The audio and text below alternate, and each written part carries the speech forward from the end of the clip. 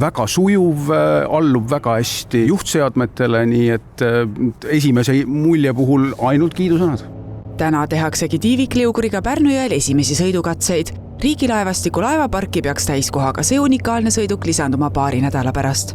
Miks ta on meie jaoks unikaalne ja oluline on see, et see annab erinevatele riigiametitele siis võimaluse teha oma täita merepealseid ülesandeid tingimuses, kus vesi on nii-öelda juba liiga paks, et paadiga sõita, aga jää pole veel piisavalt tugev, et mingite muude sõiduvahenditega seal peal olla, nii et tiivikliugur just täidabki ära selle Eesti kliimaoludes kõige raskeima tühimiku, kui on vaja erinevaid ülesandeid vetel täita.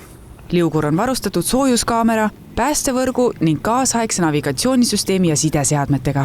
Meie jaoks oli uus, et tal läks küllalt palju elektroonikat. Me siukses mahus elektroonikat ei on nagu kunagi paigaldanud.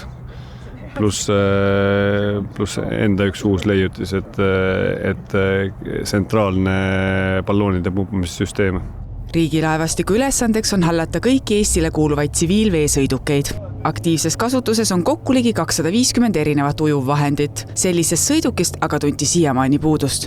See on väga oluline tööriist. Kasutama hakkame seda nii meie Riigilaevastiku oma ülesannete täitmiseks kui ka Politsei- ja Piirivalveamet, Keskkonnaamet, Päästeamet ehk kõigil, kellel veepealseid ülesandeid on ja sellist kiiret sekkumist vaja on, siis see sõiduk ongi nende jaoks spetsiaalselt ehitatud.